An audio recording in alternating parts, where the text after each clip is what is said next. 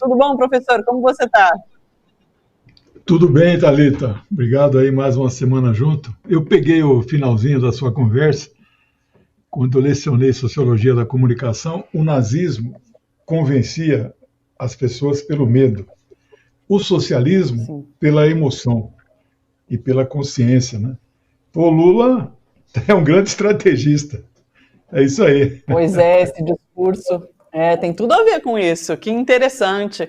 Professor, a gente falava inclusive sobre as pesquisas eleitorais, né? Na semana passada o Miguel Stedley já tinha adiantado aqui para a gente essa diferenciação entre as pesquisas por conta da falta de números do censo, que deixou de ser realizado, né, no ano passado por conta de corte de verbas do Ministério da Economia.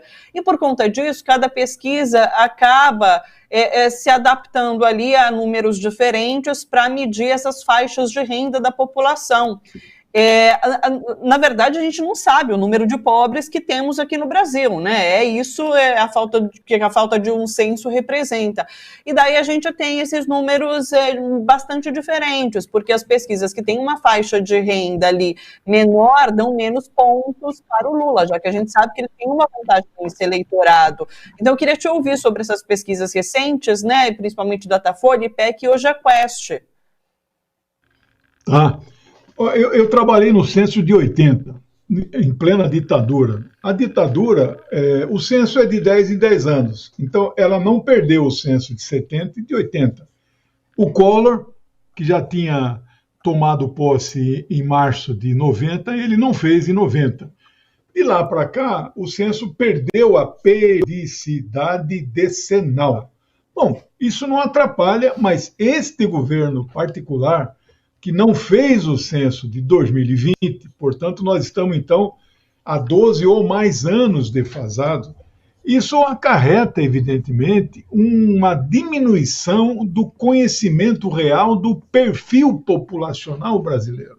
Eu já fui entrevistado por esse censo agora, fico muito feliz. Fiquei triste por não ter caído naquela parte dos 5% do questionário mais completo, eu caí naquele mais resumido, né? Eu gosto de responder pesquisas, né? Porque eu fui professor de pesquisa, eu adoro. Mas nós estamos atrasados. E aí você tem que trabalhar com o quê? Com o PNAD, PNAD, né? Pesquisa Nacional de Amostragem Domiciliar. Então se entrevista um pedaço da população. Bom, a Quest, que saiu ontem e vem saindo a cada semana, 10 dias, a Quest, que é presencial, tem dado uma diferença de 4 pontos menor do que a Folha, Datafolha e o IPEC do Ibope, né? O Ibope abriu 15 pontos segunda-feira. Acho que o Datafolha vai confirmar esta diferença hoje, ou seja, vencendo no primeiro turno. E o Quest está dizendo que não, só vence no segundo turno, etc. No segundo turno, né, como eles, então, mesmo tendo uma amostra errada, eles, então, refletem o segundo turno dos outros dois, aí dá igual, em torno de 17 pontos aí de diferença, o que Lula venceria aí por uma margem de 15 a 20 milhões. Vamos ver quantos votos válidos serão, né? Então, eu não estou mais confiando já há um certo tempo na Quest, mesmo ela sendo feita de forma presencial. Ademais, eles entrevistam 2.000 no Brasil, né? Não acho que seja errado, os estatísticos, o Conselho Regional e Federal de Estatística no Brasil, ele não, digamos assim, ele não proíbe uma amostra desse tamanho, mas aí, a partir disso, você dizer que a margem de erro é só 2%, eu acho temeroso. Para ser 2%, a amostra tinha que ser maior. O IPEC trabalha com 2.600, 3.000. O Datafolha com 5.000. O número de questionários encarecem qualquer pesquisa que você faça. Essa do IPEC, que a Rede Globo contratou segunda-feira, custou 290 mil. Você imagina, então, o Datafolha. Claro que o instituto é deles, eles bancam, etc., né? Tem algumas que eles fazem parceria aí também com a própria Globo, né? Bom, então eu perdi aí eu já não perco mais tempo. As pesquisas telefônicas, vocês sabem a opinião. Eu jamais confiei, nós não podemos perder tempo analisando aquilo, né? Então, nos resta esses dois grandes institutos, muito confiáveis, os que mais acertam. A Quest é um instituto novo, apesar de fazer presencial, uma metodologia boa, usa um tamanho da população pobre no Brasil, né, muito menor. Para você ter uma ideia como faz diferença, os pobres para a Quest são 35%. Quando eu falo pobre, é até 2 salários mínimos. No Ibope, IPEC e no Datafolha é 50%.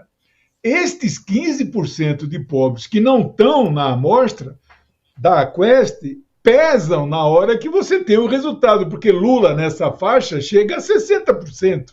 Né? Então, infelizmente, não dá. Eu quero concluir, Thalita. Há um ano que eu venho dizendo, Lula vencerá as eleições. Nada modifica daqui até o dia 2 de outubro. Pô, professor, você está muito ufanista. Essa história de já ganhou, a gente não pode fazer isso na campanha. Eu não estou falando o ufanismo do já ganhou. Eu estou falando em ciência. Em lugar nenhum do mundo, um cara que tem 55% a 60% de rejeição vence a eleição.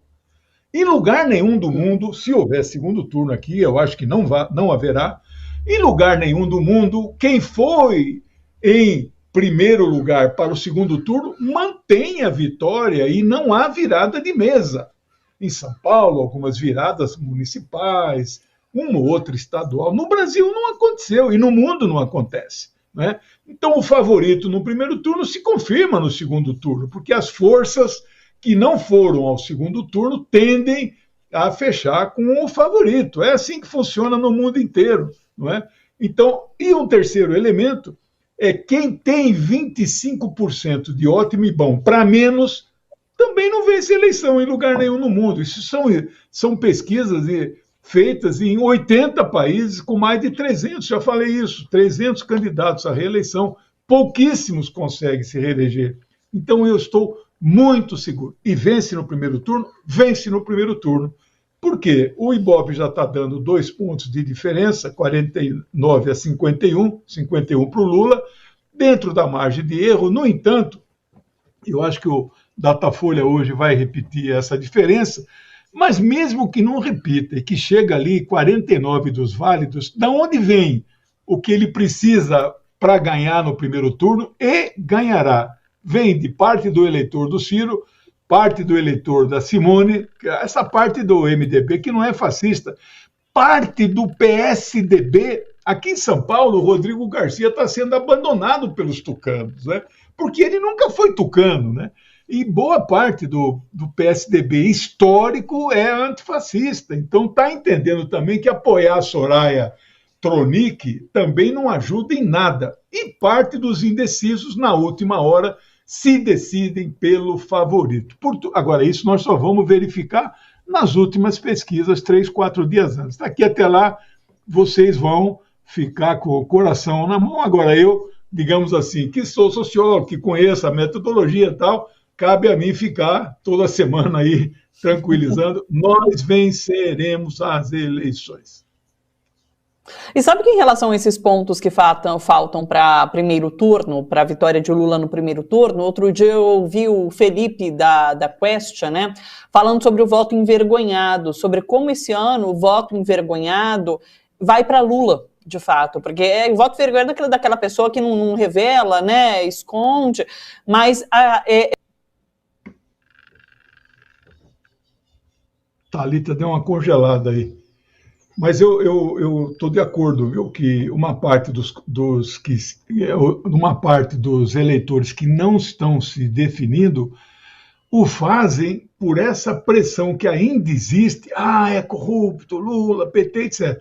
Mas eles vão votar no Lula. E estes indecisos pró-Lula vão aparecer na última semana. Eles vão se definindo, né? Então a onda daqui para frente é uma onda que só nos favorece. Eu não vejo, não estou.